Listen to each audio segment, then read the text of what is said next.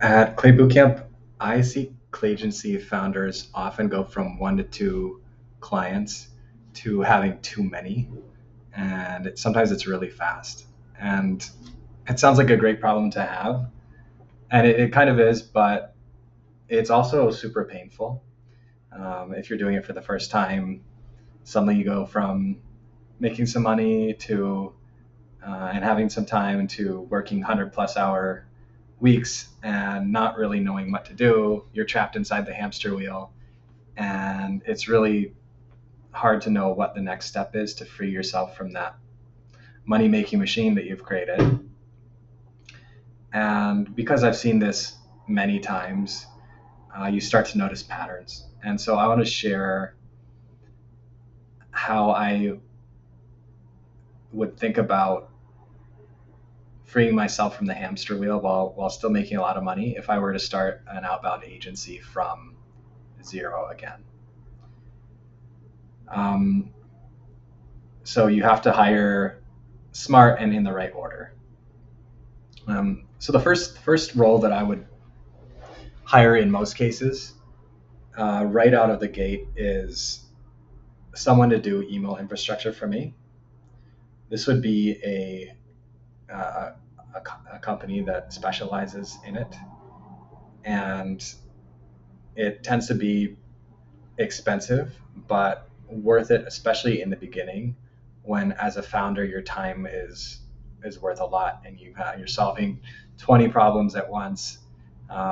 It can make sense to throw money at problems to just get them off your plate, knowing that you can come back later and optimize costs. You don't want to, in general, prematurely optimize. And you can afford to hire these these deliverability um, infrastructure providers by charging more, or by having the client pay for that instead. It's one less thing you have to worry about. Um, so start there. Second, I see that people who start clay agencies, not too surprisingly, they are doing a lot of clay work. Um, which is great. It's, as a clay agency owner, you're always going to need to understand how clay works, um, especially since you're probably going to be doing the sales calls for a long time. And on the sales calls, you need to understand what's possible with clay. Some people whip out clay on the call itself and sell that way. Um, and you're probably going to be posting on LinkedIn to get business as well. So it makes sense to understand clay for the long term, but this is one of the first things you want to get off your plate. I very strongly recommend hiring a full time person for this that is not too entrepreneurial, but rather they want the stability of a full time job. And what I like to do, I'm biased, but I did this before I owned any boot camp, is I look for people who are very strong technically. They don't know anything about clay, and then we train them up to be really good at clay.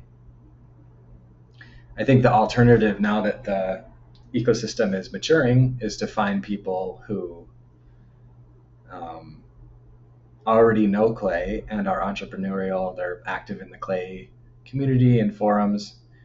I think it absolutely makes sense to work with these people from like if you're trying to hire an agency. But if you want someone in house, um, those entrepreneurial people are likely going to be a lot more expensive, and they're going to want to start their own thing very soon. So I would be very careful about that. If you want a company that's going to grow and be stable, etc., try and do full time. Try and pay salaries that make sense. Um,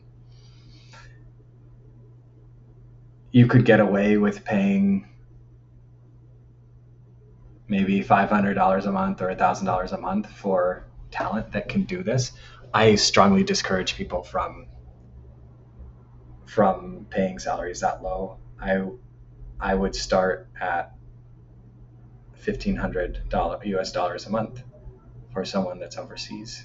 Um, a lot of my team is based in the Philippines, and I've just found really talented people that are great to work with there, and I think it's a win-win.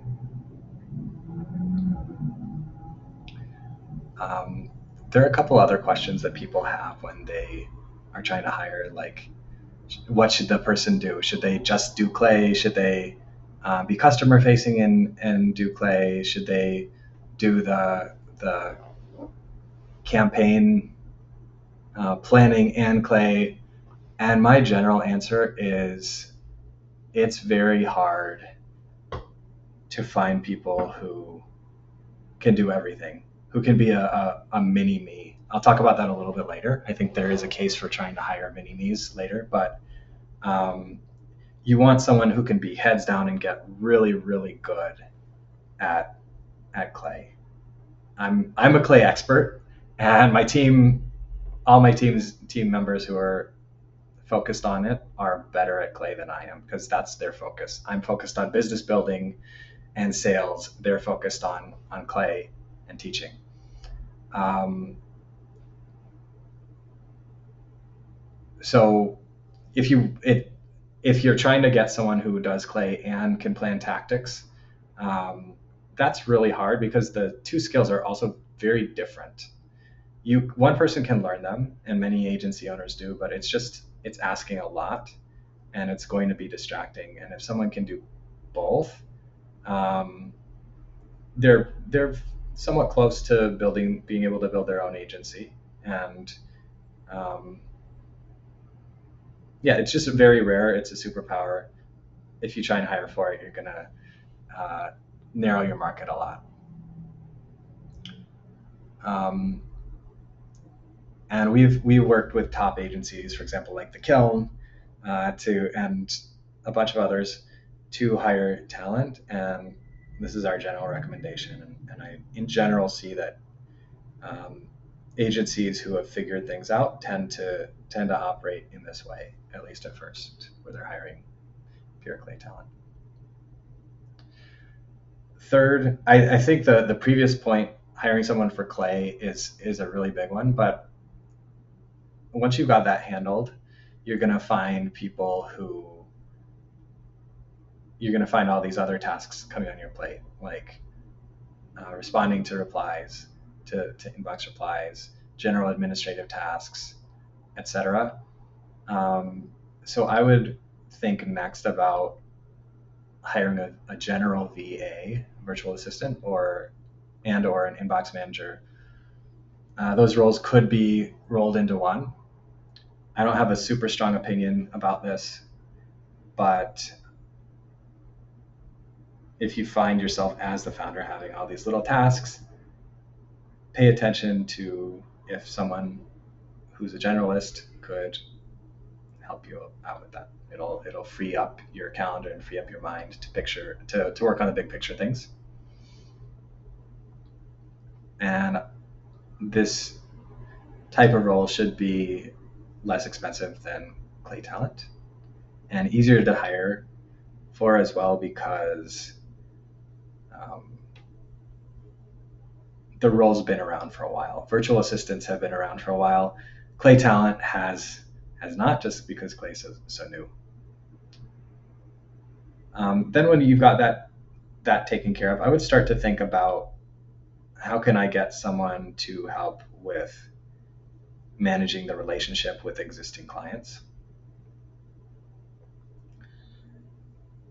And this is a kind of a hybrid role where you want someone who can probably understand clay, probably do the clay work, and also have really strong English and be polished with their communication and have time zone overlap with the clients, etc. So it's a harder role to hire for. And we at Clay Bootcamp we don't do account management. like an agency would do, but we hire clay coaches, and it's a really hard role to hire for, but it's possible to hire for, um, and it's really valuable. But um, yeah, I would hire all those other roles first because they're easier to hire for, and then start thinking about hiring an account manager or managers. There's an alternative to hiring account managers, which I'll talk about a little bit, and I think I call it a mini me model. But let's put that off for a minute. And then I think another thing that you as a founder, when you're on sales calls, you close a deal, it's time to plan the campaigns. It's a lot of work to plan those, especially when you're trying to do a bunch of other things.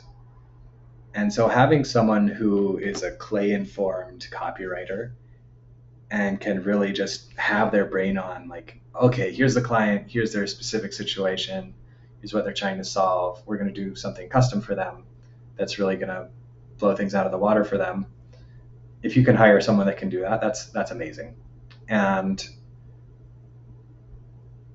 I think a good solution for this, it's hard to find these people, and you're probably gonna end up paying $200 an hour or more for this type of help, but it can still really be worth it, because as your agency grows, your time as a founder is going to be worth a lot as well. So if you can find someone who's a copywriter who understands clay, um, tactics and the clay, like what clay can do, that's really powerful. And you'd probably partner with them. They might join your sales calls, um, and just go off, do their thing, plan campaigns, come back with you. You might talk them over, and then you have these great campaign ideas to start launching to your clients, and your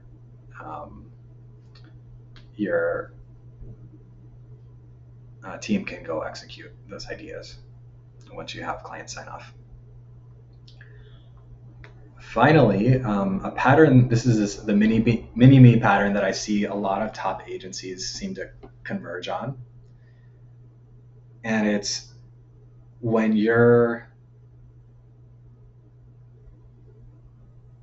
as a founder, you want to hold on to sales as long as you can, in my opinion, because being on sales calls allows you to experiment, iterate on your offer really quickly.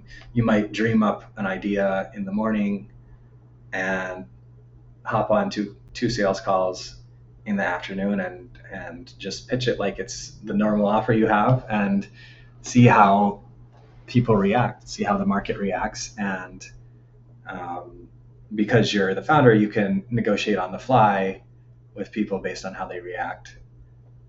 So it's really powerful to be in sales as an owner. But once you've got your offer really quite well nailed down, it does take a lot of work to be on those sales calls. And so people start thinking about, how can I get someone else to do the sales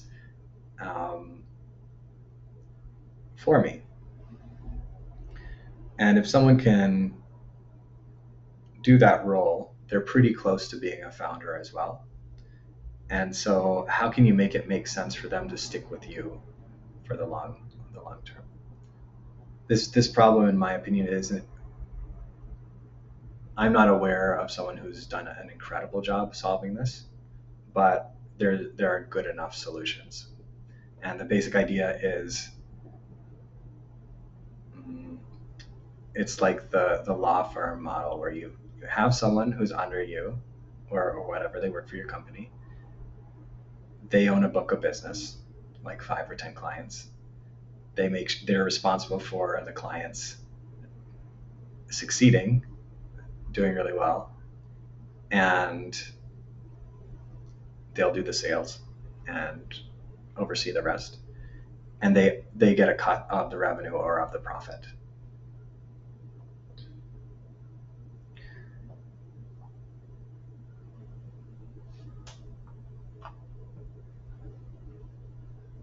So as I mentioned before, top clay agencies seem to converge on this model. Um, the trick is if someone can do this for you, they can probably do it for themselves.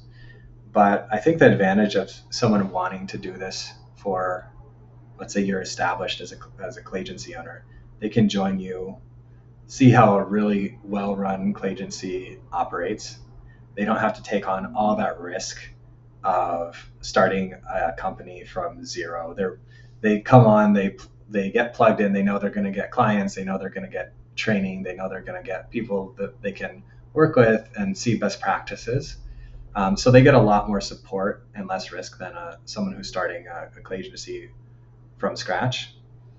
Um, and if they, the better they do, the more profit or revenue they make, maybe they'll be happy to stay in that position and have um, more work life balance than a founder usually does in the beginning. So um, that's what I've got. Curious to hear your thoughts. This is not set in stone, but I think that there are patterns um, that make sense for what you should hire for first and how you should think about structuring your roles, etc. So I hope this has has helped. Um, I get especially a lot of people coming to me asking to hire to my students or Clay Talent. We do have a service that can help with this if you want to hire someone for your Clay agency. So feel free to reach out. Be glad to try and help. All right.